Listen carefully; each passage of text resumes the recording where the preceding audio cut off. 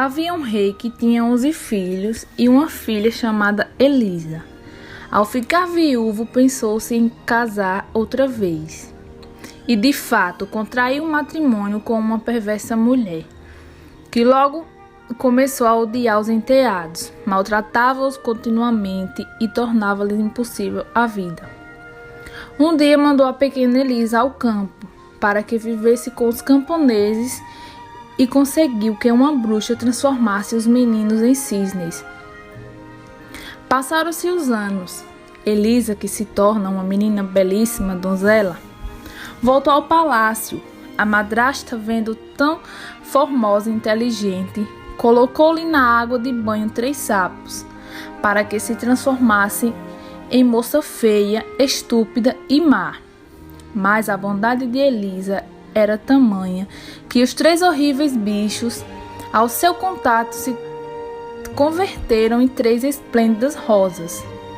A madrasta, enraivecida, untou com um unguento negro o rosto e o corpo da princesinha e amarrou-lhe completamente os cabelos. Transformou-a de tal maneira que o pai tomou uma por impostora e expulsou-a do reino. Apenas posta por fora do palácio, Elisa dedicou-se a procurar seus irmãos. Caminhava o dia inteiro, alimentava-se com frutos silvestres e passava a noite dormindo embaixo de uma árvore qualquer.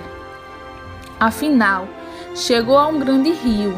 O sol estava se pondo e a jovem viu chegarem à margem de corrente 11 cisnes alvíssimos, que possuía cada qual a sua coroa de ouro. As aves pousaram perto dela, batendo as grandes asas, e no momento exato em que o sol desaparecia no horizonte, transformaram-se em 11 garbosos rapazes.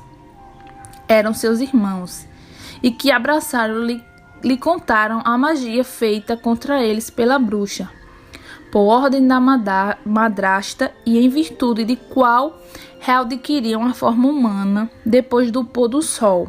Amanhã iremos a um país distante, disse o mais velho, e tu irás conosco. Passaram a noite inteira tecendo uma rede com casca flexível do salgueiro e as varinhas de juncos. Quando amanheceu, nela colocaram Elisa e, sustentando com um bico as bordas da rede, saíram voando. Após muitas horas, chegaram ao rico país. Entraram numa gruta situada no meio de um bosque e ficaram dormindo. Só Elisa vigiava, rogando a Deus o meio de salvar os irmãos. Apenas cerrou os olhos, apareceu-lhe um sonho. Uma belíssima fada que lhe disse: para libertares teus irmãos do malefício de que são vítimas inocentes, tem que colher todas as urtigas que puderes, esmagá-las com teus pés até que se desprendam fibras, com as quais deverá tecer 11 túnicas.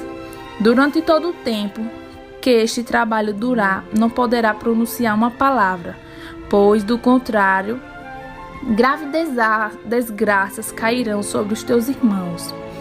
Por último, quando as túnicas estiverem prontas, atirará cada uma no cisne príncipes, e eles voltarão a ser humanos para o resto da vida. Na manhã seguinte, Elisa, lembrando do sonho, começou o penoso trabalho. Um dia, quando estava sozinha na gruta, a descer as túnicas, ouviu ressoar no bosque os sons de trombetas de caçador e latidos de cães. Pouco depois, um grupo de caçadores surgiu entre as árvores. O rei do país, que fazia parte da turma de caçadores, ficou impressionado com a beleza de Elisa e decidiu-se casar-se com ela. Embora não conseguisse nenhuma resposta às perguntas que lhe dirigiu, levou-a para o palácio. Com ela se casou já no dia seguinte. Feita a rainha, Elisa continuava fazendo as túnicas, sem preferir uma única palavra, até que Afinal, todos acreditaram que ela era muda. Alguns cortesanos invejosos de amor que o rei sentia por ela foram dizer que a rainha não passava de uma feiticeira. Certa noite, enquanto a infeliz soberana havia descido ao jardim para colher urtigas, o rei a viu. Pensando que estava colhendo ervas maléficas, convenceu-se de que ela era mesmo uma bruxa. Embora muito magoado, entregou-se ao julgamento do povo. Ele condenou a suposta feiticeira a morrer queimada. A moça infeliz não deixou escapar nenhuma palavra ou suspiro para mostrar sua inocência. Na escura prisão onde tinha sido encerrada, continuava fazendo as túnicas. Trabalhou também no próprio carro em que ia sendo conduzida para o súplico. Quando, porém, atravessava uma ponte que a levava ao lugar da fogueira, a jovem que havia então terminado as 11 túnicas viu os avos do cisne, que nadavam lá embaixo, no rio. Preferiu então exclamações, jogou as túnicas sobre as 11 aves. No mesmo instante, recuperaram suas figuras humanas e foram explicar tudo ao rei.